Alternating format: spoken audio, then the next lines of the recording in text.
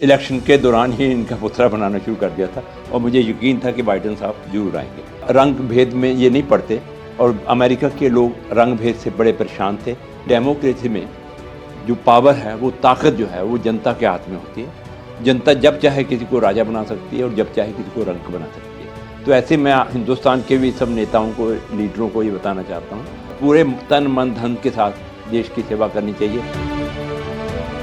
ਲੁਧਿਆਣਾ ਦੇ ਚੰਦਰ ਸ਼ੇਖਰ ਦਾ wax museum ਦੇਸ਼ ਵਿਦੇਸ਼ ਦੀਆਂ ਅਨੇਕਾਂ ਚਰਚਿਤ ਸ਼ਖਸੀਅਤਾਂ ਦੇ ਬਣੇ ਮੋਮ ਦੇ ਪੁਤਲਿਆਂ ਕਾਰਨ ਵਿਸ਼ੇਸ਼ ਖਿੱਚ ਦਾ ਕੇਂਦਰ ਬਣਿਆ ਹੋਇਆ ਹੈ, ਬਿਲਕੁਲ ਹੀ ਲੰਡਨ ਦੇ ਮੈਡਮ ਤੁਸਾਦ ਮਿਊਜ਼ੀਅਮ ਦੀ ਤਰ੍ਹਾਂ। ਤੇ ਇਸ ਵਾਰ ਮੂਰਤੀਕਾਰ ਚੰਦਰ ਸ਼ੇਖਰ ਨੇ ਅਮਰੀਕਾ ਦੇ 46ਵੇਂ ਰਾਸ਼ਟਰਪਤੀ ਜੋਏ ਬਾਈਡਨ ਦਾ ਸਿਲੀਕਨ ਅਤੇ ਵੈਕਸ ਦਾ ਪੁਤਲਾ ਬਣਾਇਆ ਹੈ। 73 ਸਾਲਾਂ ਦੇ ਚੰਦਰ ਸ਼ੇਖਰ ਪੇਸ਼ੇ ਵਜੋਂ ਬਿਜ਼ਨਸਮੈਨ ਹਨ ਤੇ ਮੋਮ ਦੇ ਪੁਤਲੇ ਬਣਾਉਣਾ ਉਹਨਾਂ ਦਾ ਸ਼ੌਂਕ ਹੈ।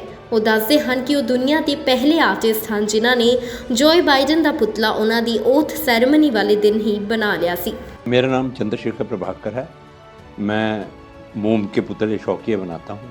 वैसे मैं बिजनेसमैन हूँ, मगर आजकल अपना शौक़ पूरा कर रहा हूँ।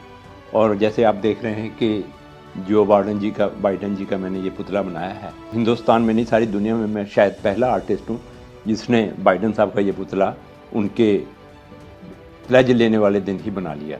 ਚੰਦਰ ਸ਼ੇਖਰ ਕਹਿੰਦੇ ਹਨ ਕਿ ਉਹਨਾਂ ਨੂੰ ਪੂਰੀ ਉਮੀਦ ਸੀ ਕਿ ਜੋਏ ਬਾਈਡਨ ਅਮਰੀਕਾ ਦੇ ਰਾਸ਼ਟਰਪਤੀ ਬਣਨਗੇ। ਅਮਰੀਕਾ ਦੇ ਲੋਕ ਕੀ ਚਾਹੁੰਦੇ ਹਨ, ਇਸ ਦਾ ਟ੍ਰੈਂਡ ਨਜ਼ਰ ਆ ਰਿਹਾ ਸੀ। ਇਸ ਲਈ ਜੋਏ ਦਾ ਪੁਤਲਾ ਚੋਣ ਮੁਹਿੰਮ ਦੇ ਦੌਰਾਨ ਹੀ ਬਣਾਉਣਾ ਸ਼ੁਰੂ ਕਰ ਦਿੱਤਾ ਸੀ। मुझे पूरा उम्मीद था क्योंकि मैं जानता हूँ कि अमेरिका एक बहुत बड़ी डेमोक्रेटिक कंट्री है। मैं जानता था कि ये लोग वहाँ के किसको चाहते हैं। इनको रंग भेद में ये नहीं पड़ते और अमेरिका के लोग रंग भेद से बड़े परेशान थे अपने पहले पूर्व प्रेसिडेंट की वजह से।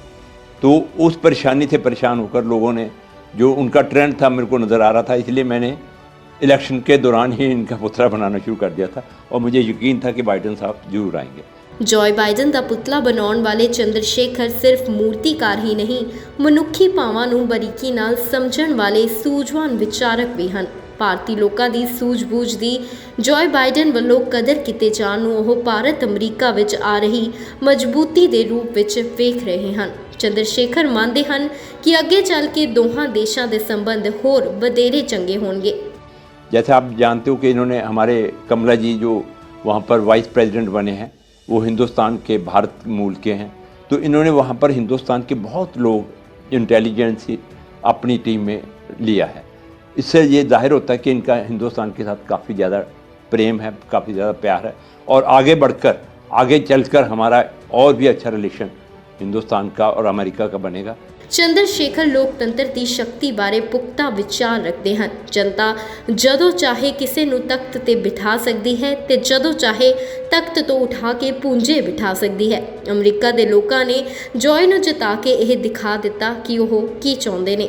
ਚੰਦਰ ਸ਼ੇਖਰ ਦੇਸ਼ ਦੇ ਸਿਆਸਤਦਾਨਾਂ ਨੂੰ ਸਲਾਹ ਦਿੰਦੇ ਹੋਏ ਕਹਿੰਦੇ ਹਨ ਕਿ ਸਾਡੇ ਮੁਲਕ ਦੇ ਲੀਡਰਾਂ ਨੂੰ ਵੀ ਇਸ ਗੱਲ ਦਾ ਧਿਆਨ ਕਰਨਾ ਚਾਹੀਦਾ ਹੈ ਕਿ ਜਨਤਾ ਕੀ ਚਾਹੁੰਦੀ ਹੈ। ਸਾਨੂੰ ਵੀ ਲੋਕਾਂ ਨੇ ਕਿਸੇ ਆਸ ਨਾਲ ਚੁਣਿਆ ਹੈ। ਲੋਕਾਂ ਵਿੱਚ ਸਾਡੇ ਲਈ ਪਿਆਰ ਬਣਿਆ ਰਹੇ ਅਤੇ ਅੱਗੋਂ ਵੀ ਉਹ ਸਾਨੂੰ ਚੁਣਨ। ਇਸ ਦਾ ਧਿਆਨ ਸਿਆਸਤਦਾਨਾਂ ਨੂੰ ਰੱਖਣਾ ਚਾਹੀਦਾ ਹੈ। इसके थ्रू मैं ये भी बताना चाहता हूँ कि डेमोक्रेसी में जो पावर है, वो ताकत जो है, वो जनता के हाथ में होती है। जनता जब चाहे किसी को राजा बना सकती है और जब चाहे किसी को रंक बना सकती है।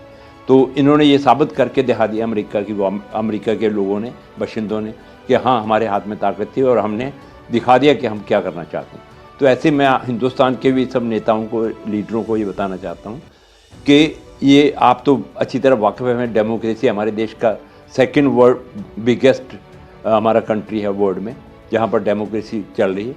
तो हमें भी इस बात का ध्यान रखना चाहिए और पूरे तन मन धन के साथ देश की सेवा करनी चाहिए ताकि लोगों के मनों में हमारे लिए आदर, रिस्पेक्ट, रिगार्ड बने और लोग हमें आगे को भी चुने। ਆਪਣੀ ਮੂਰਤੀ ਕਲਾ ਦੇ ਸ਼ੌਂਕ ਬਾਰੇ ਵਿਸਤਾਰ ਨਾਲ ਦੱਸਦਿਆਂ ਚੰਦਰ ਸ਼ੇਖਰ ਆਖਦੇ ਹਨ ਕਿ ਇਹ ਰੱਬ ਵੱਲੋਂ ਮਿਲਿਆ ਵਰਦਾਨ ਹੈ।